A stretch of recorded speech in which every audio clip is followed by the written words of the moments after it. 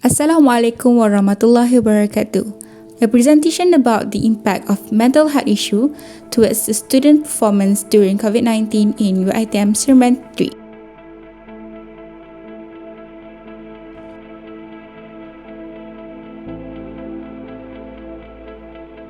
For the first part of this presentation, I will be presenting the background of this research to explain what's behind the title of our research. According to the World Health Organization, WHO, the term of mental health can be defined as mental state that allows people to cope with life hardship, maximize their potential, learn and work hard, and give back to their communities. Mental health problems, namely depression and anxiety, will affect the student when they could not get through, and the result of it can be seen in their academic performance. According to the Agneforce, Bama and Sidjo 2021, it is a problem that comes into existence and can be acknowledged since they are still in childhood phase. World Health Organization or WHO indicate that globally there are about 970 million people or 13% of world population are having mental health problem in 2019. During COVID-19, there are an increased number of people with depression and anxiety disorder, which is about 28% from depression and 26% from anxiety disorder. Thus, the aim of this study is to discover the impact of mental health towards student performance at University Technology Mara UITM campus Sereman students. Assalamualaikum warahmatullahi wabarakatuh. My name is Radhi, so I'll be explaining about problems that made in this research. Mental health issues are critically raised in every country. Aside from the heart disease, mental health issues can be categorized as chronic illness. At one moment, it will be the first chronic disease in the world.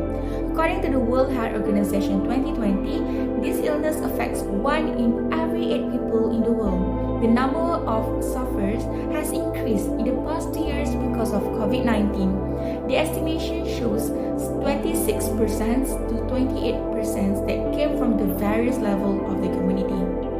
These mental health issues somehow affect students without realizing. The sufficient should be taken by the institutions, friends, as well as family members. Based on the research that has been conducted by Hassan et al.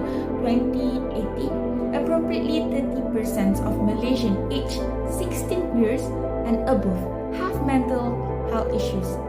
This can show the high rates that affect the students by these issues.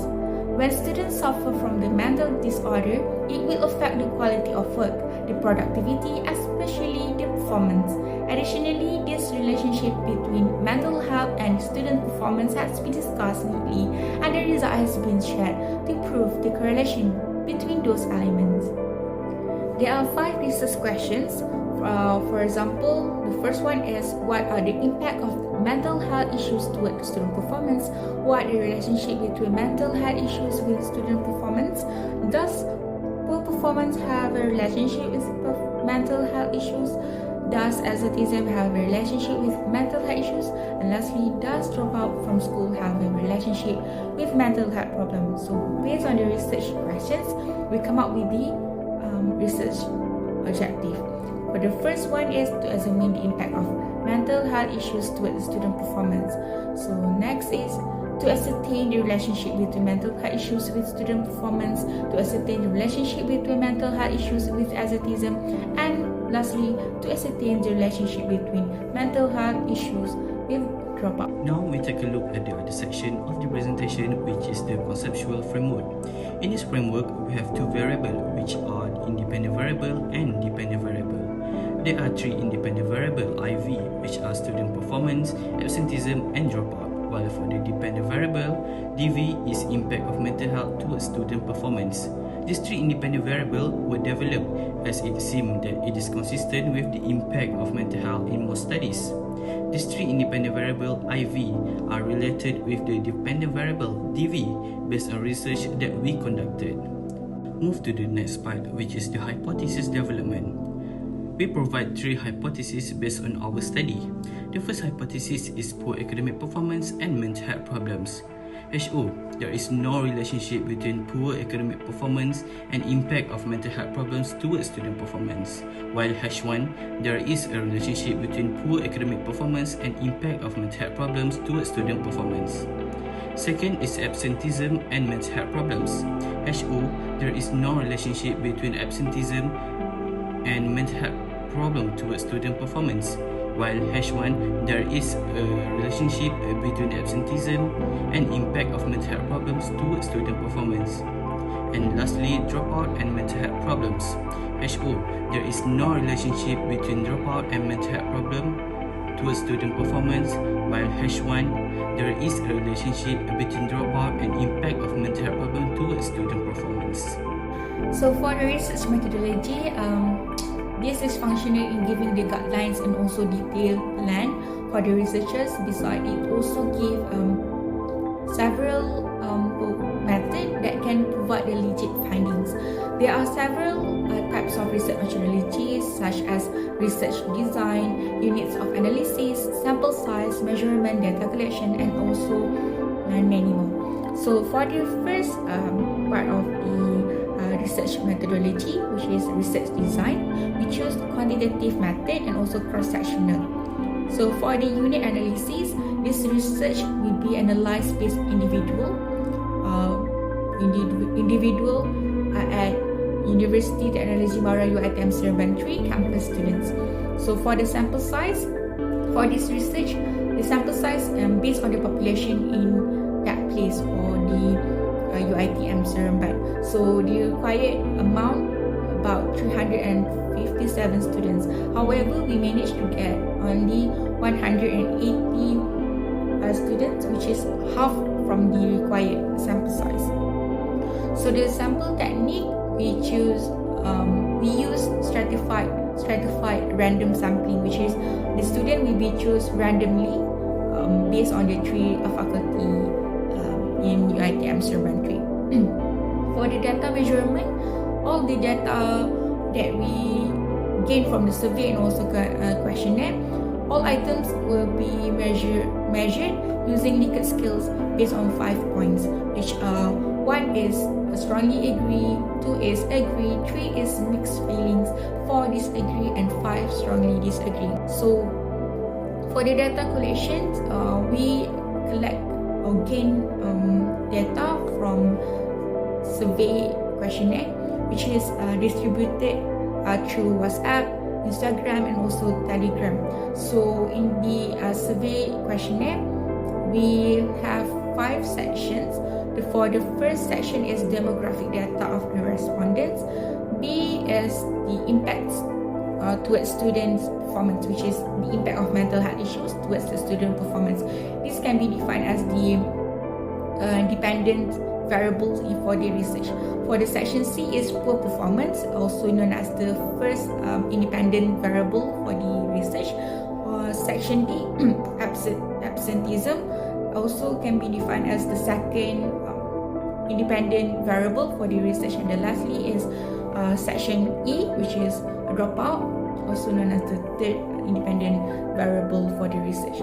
For the analysis from the data collected, we use the data analysis on how to analyze whether the data is legit or not by using descriptive analysis, which is determine the mean and also the standard deviation. Next is Pearson correlations on examine the relationship between the variables. So that's all for the research methodology. Now we take a look into the finding of our research. The finding comprise of the demographic profile of the research. If we look at the table, most of the respondents are female, while male only make up as 27.2%, and we can see that the age group of 24 years old and above is the least respondent, while most of respondents come from 21 until 23 years old age group, that about 74.4%.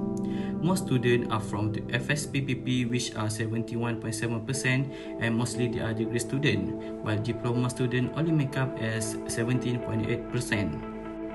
Most of the respondents did not have mental health issue, while 30% of them suffering from mental health issue. So we're gonna move to the next segment, which is main findings. So actually these main findings are based on the adjective that we stated from the previous slides. So for the first one, adjective is to examine the impact of mental health issues toward the student performance. So the way to examine the impact, so the suitable data analysis is normality test or descriptive analysis. So the result is from the normality test we can found the mean and also the deviation. So the result for this first objective is determine the mean. So the next objective or the main findings regarding to the second objective, which is to ascertain the relationship between mental health issue with the student performance. So the data analysis, the way to determine the relationship between those variables. So the Pearson correlation is suitable. So the result we can see based on the student performance, they have a significant relationship. So because of this have a significant relationship for the hypothesis, we accept the first hypothesis, which is there is a significance between mental health with the student performance. So the main findings for the third objective, which is to ascertain the relationship between mental health issue with the asceticism. So this also use the Pearson correlations. So the result for asceticism, we accept the first hypothesis because there is a significant relationship between mental health issue with the asceticism. For the last objective, which is to ascertain the relationship between mental health issues and dropout, we also use the correlation, Pearson correlations, way to determine the relationship. So for the dropout, we has to reject the first hypothesis and accept the second hypothesis, which is there's no significant relationship between dropout and the mental health issues. So we also not run the multiple regression due to the one non-significant relationship of the variable. So that's all for the main findings. So the next part is a research recommendation. So the first recommendation is promote awareness about mental health issue. By promoting the awareness, the people can seek the professional counselors or organizations that provide the consultancy services. For example, in Malaysia, we have Malaysian Mental Health Association that willingly give the services and therapies for people suffering from mental health issues. One of their program is called Mental Health First Aid or MHFA. Through this program, people can gain knowledge regarding to this issue. Directly, this program can promote awareness about mental health and empathy as well. So the next recommendation is introduce a mental health syllabus in school. It's relevant to be applied in the secondary and primary school because the suicidal cases not only came from the ungraded students but also happen among the secondary and upper level of primary school. This also got attention from Deputy of Prime Minister Datuk Sri Ahmad Zahid Mudi. He emphasized the positive values and spiritual because those things can prevent the suicide among mental disorder people. Because it will help the person to think rationally. As mentioned before, this mental illness increasing in this world due to the new norms in way to prevent the spreading and infections of COVID-19 viruses. For the next part, I will explain the limitation of this study. The first limitation is data and statistical limitation. The study did not collect enough data as per needed, which are about 357 respondents, while we only get 180 respondents. It is hard for us to collect enough data as we face some challenge. The second limitation is sample size. The sample size that we use in the study is limited and not broad, thus make it difficult for we to process the result. And lastly is the time frame. We did not have enough time to collect data from respondents, which lead to the data did not achieve 100% as we only have a few months to collect it and a few constraints that have to face. To conclude this whole presentation, based on the study, the relationship between poor performance with impact of mental health issue towards student performance and absenteeism with impact of mental health issue towards student performance is positively related, and there is a relationship between those two variables. However, there is no relationship between dropout with impact of mental health issue towards student performance. Moreover, in this research, we provide with a recommendation to improve based on the discussion and several limitations that were faced by researchers.